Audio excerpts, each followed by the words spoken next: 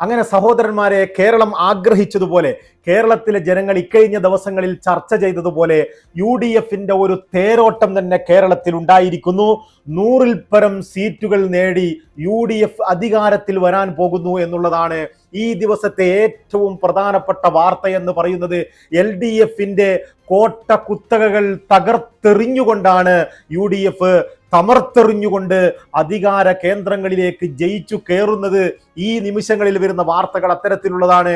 നമുക്കറിയാം, കേരളത്തിൽ പ്രതീക്ഷിക്കാത്ത വിജയമെന്ന് പറയുന്നത് പേരാമ്പ്രയിൽ ഫാത്തിമ തെഹ്ലിയ 7100-ൽ പരം വോട്ടുകൾക്ക് വിജയിച്ചിരിക്കുന്നു എന്നുള്ളതാണ്.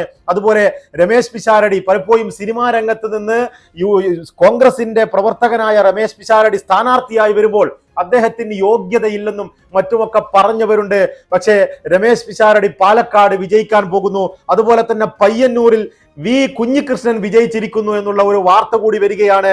അദ്ദേഹം CPM-ൽ നിന്ന് അവിടെ വാക്കു തർക്കങ്ങൾ ഉണ്ടായി. അദ്ദേഹത്തിന് സീറ്റ് കിട്ടാത്തതിന്റെ പേരിൽ കോൺഗ്രസിന്റെ അതുപോലെ തന്നെ മുസ്ലിം ലീഗിന്റെ ഒക്കെ വോട്ട് നേടിക്കൊണ്ട് UDFന്റെ സ്ഥാനാർത്ഥിയായി വിജയിക്കുകയായിരുന്നു. അങ്ങനെ പയ്യന്നൂരിൽ അദ്ദേഹം വിജയിച്ചിരിക്കുന്നു.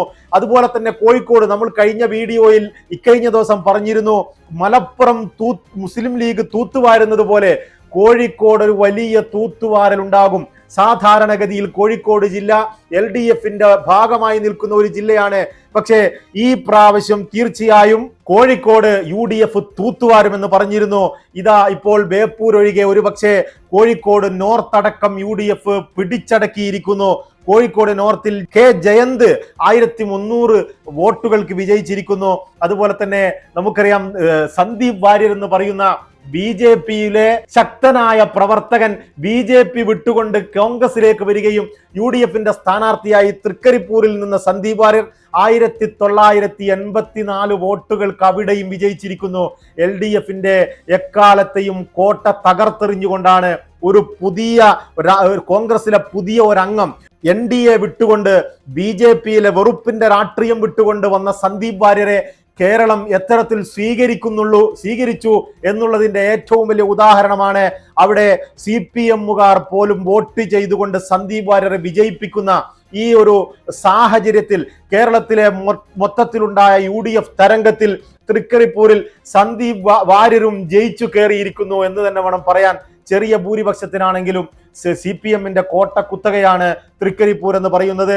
അതുപോലെ തന്നെ കാലങ്ങളായി CPM അടക്കി വെച്ചിരുന്ന നാദാപുരം KM അഭിജിത്ത് 12791 വോട്ടുകൾക്ക് വിജയിച്ചു എന്ന് പറയുമ്പോൾ അത്ഭുതമെന്നല്ലാതെ പറയാനില്ല.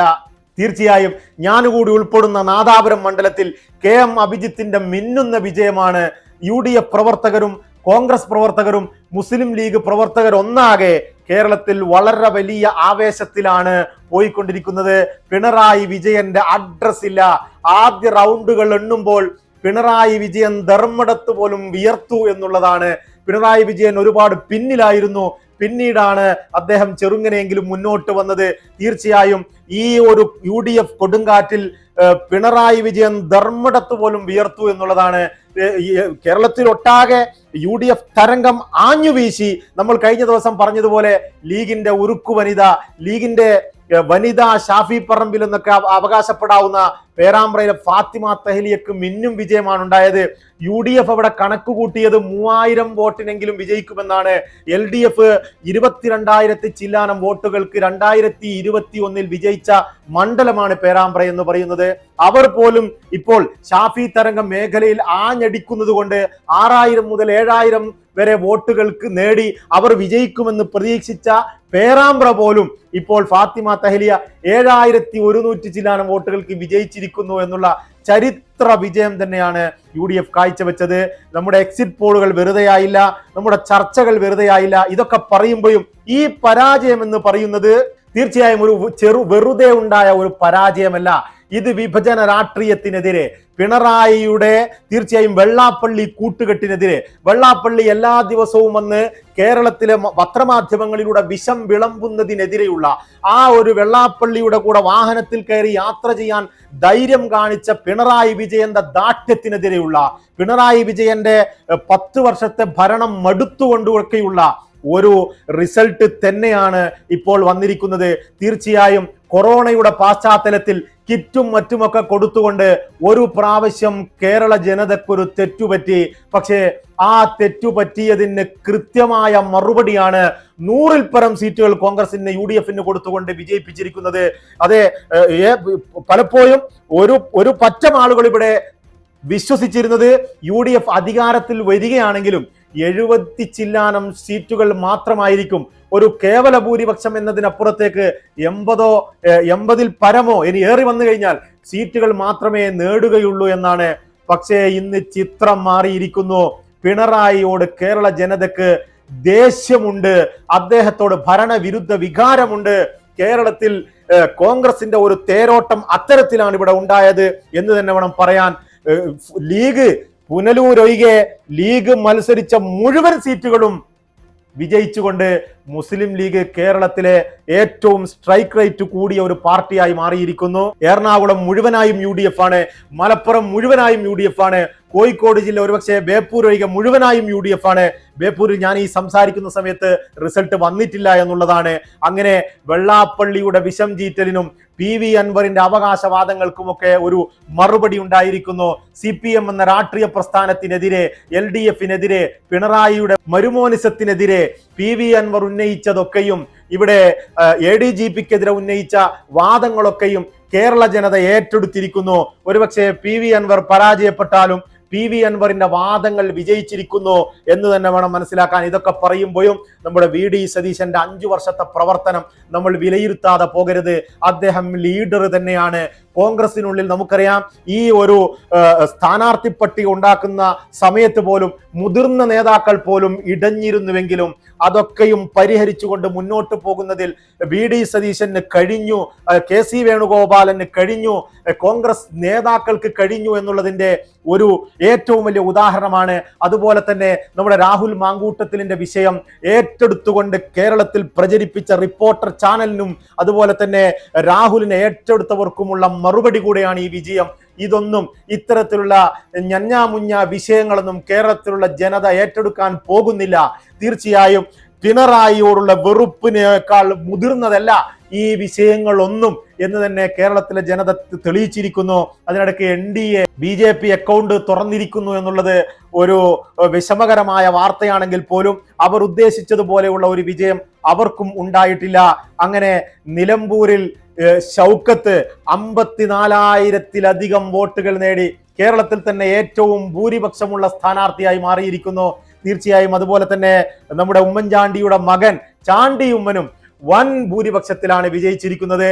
ഞാൻ ഒരുപക്ഷെ വോട്ടെണ്ണുന്നതിന് മുമ്പ് ഇന്നലെ ഞാൻ പ്രതീക്ഷിച്ചിരുന്നത് കേരളത്തിൽ ഏറ്റവും ഭൂരിപക്ഷം ഉണ്ടാവുന്ന സ്ഥാനാർത്ഥി ഒരുപക്ഷെ PK കുഞ്ഞാലിക്കുട്ടി മലപ്പുറത്ത് നിന്നായിരിക്കുമെങ്കിൽ അതൊന്നുമല്ല, കോൺഗ്രസിന്റെ സ്ഥാനാർത്ഥികൾക്ക് തന്നെയാണ് ഈ പ്രാവശ്യം ഏറ്റവും വലിയ ഭൂരിപക്ഷത്തോടു കൂടി മുന്നോട്ട് വരുന്നത്.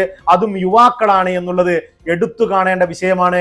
ഈ ഒരു തെരഞ്ഞെടുപ്പിൽ നിരവധി യുവാക്കളും നിരവധി യുവതികളുമാണ് ജയിച്ചു കയറി വന്നത്. ഫാത്തിമ തെഹലിയെ പോലെയുള്ള യുവതി മുസ്ലിം ലീഗിലെ തന്നെ ആദ്യത്തെ യുവതി MLA ആയി ഈ ചരിത്രം കുറിച്ചിരിക്കുകയാണ്. അങ്ങനെ വിവിധ ഒരുപാട് പ്രത്യേകതകളുള്ള ഒരു തെരഞ്ഞെടുപ്പ് വിജയവുമാണ് കേരളത്തിൽ അരങ്ങേറിക്കൊണ്ടിരിക്കുന്നത്. പിണറായിയുടെ പ്രസ്ഥാനവും പരാജയപ്പെട്ടു എന്ന് മാത്രമല്ല, കടുത്ത LDF-ന്റെ ചരിത്രത്തിൽ ഇത്തരത്തിലുള്ള ഒരു പരാജയം ഉണ്ടായിട്ടുണ്ടോ എന്നുള്ളത് സംശയമാണ്. ആ രീതിയിലാണ് കേരള ജനത ചവിട്ടി താഴ്ത്തിക്കളഞ്ഞത്. ഇനി വരും ദിവസങ്ങളിൽ വരാൻ പോകുന്നത് തീർച്ചയായും ഞാൻ മനസ്സിലാക്കുന്നത് VD സതീശനും രമേശ് ചെന്നിത്തലയും തമ്മിലുള്ള മുഖ്യമന്ത്രി കസേരക്കുള്ള വടംവലികളാണ്. അതുപോലെ തന്നെ കോൺഗ്രസിൽ മന്ത്രിമാരെ തെരഞ്ഞെടുക്കുന്ന വടംവലികളും മറ്റുമൊക്കെ ആയിരിക്കും. VD സതീശന് തന്നെയാണ് മുഖ്യമന്ത്രിയാകാനുള്ള അവകാശം എന്നാണ് ഞാൻ മനസ്സിലാക്കുന്നത്. വ്യക്തിപരമായി VD സതീശൻ മുഖ്യമന്ത്രിയാകണമെന്ന് ഞാൻ ആഗ്രഹിക്കുകയും പ്രതീക്ഷിക്കുകയും ചെയ്യുകയാണ്. എങ്കിലും വളരെ കാലമായി വലിയ നേതാവായി നിന്ന ആള് തന്നെയാണ് രമേശ് ചെന്നിത്തല. പക്ഷേ രമേശ് ചെന്നിത്തലയുടെ വിഷയത്തിൽ വിവിധ തവണകളായി പല മന്ത്രിസ്ഥാനവും അതുപോലെ തന്നെ കോൺഗ്രസിലും കേരള രാഷ്ട്രീയത്തിലും പല സ്ഥാനങ്ങളും അലങ്കരിച്ചിട്ടുണ്ട്. എൻ്റെ അറിവ് ശരിയാണെങ്കിൽ VD സതീശൻ ഇന്നുവരെ മന്ത്രിയായിട്ടില്ല എന്നുള്ളതൊക്കെ എടുത്തു പറയേണ്ട വിഷയമാണ്. VD സതീശൻ ഇത്രയും കഴിവുള്ള ഒരു നേതാവെന്ന നിലക്ക് VD സതീശനെ മുഖ്യമന്ത്രിയാക്കണം. അദ്ദേഹത്തിന്റെ ജനങ്ങളോടുള്ള ഇടപെടലും നമ്മൾ പിണറായി അപ്പുറത്തും വി ഡി സതീശന്റെ ചിരിക്കുന്ന മുഖം ഇപ്പുറത്തും വെക്കുമ്പോൾ തീർച്ചയായും കേരള ജനത വി ഡി സതീശന്റെ ആ ചിരിക്കുന്ന മുഖത്തിന് പിണറായി വിജയന്റെ ദാഠ്യത്തിനും എതിരെയാണ് ഇവിടെ വോട്ട് ചെയ്തത് എന്ന് തന്നെ നമ്മൾ മനസ്സിലാക്കേണ്ടി വരും. പിണറായി വിജയന്റെ ദാഠ്യത്തിനെതിരെയും കടക്കട പുറത്തിനും മറ്റുമൊക്കെയുള്ള ആ ഒരു വെറുപ്പിൽ നിന്നുകൂടി വി ഡി സതീശന്റെ കോൺഗ്രസിന് UDF-ന് വോട്ട് രേഖപ്പെടുത്തിയിട്ടുണ്ട്. വി ഡി സതീശൻ മുന്നിൽ നിന്ന് നയിച്ച ഒരു തെരഞ്ഞെടുപ്പ് എന്ന നിലയിൽ അദ്ദേഹത്തെ മുഖ്യമന്ത്രിയാക്കണം എന്നാണ് എൻ്റെ ആഗ്രഹം. പക്ഷേ അതൊക്കെ കോൺഗ്രസും അതുപോലെ തന്നെ UDF-ഉം ചർച്ച ചെയ്ത് തിരഞ്ഞെടുക്കുന്ന അവരുടെ മാത്രം സ്വാതന്ത്ര്യത്തിലുള്ള ഒരു വിഷയമാണ്. ജനങ്ങൾ അവരെ വിജയിപ്പിച്ചിരിക്കുന്നു. ഇനി ആരൊക്കെ മുഖ്യമന്ത്രിയാകും, ആര് മുഖ്യമന്ത്രിയാകും, ആരൊക്കെ മന്ത്രിമാരാകും എന്നുള്ളത് നോക്കിക്കാണുക തന്നെ വേണം. കേരളം ആഗ്രഹിച്ച വിജയമാണ് UDF നേടിയത്. തൽക്കാലം വിട, നമുക്ക് വീണ്ടും കാണാം.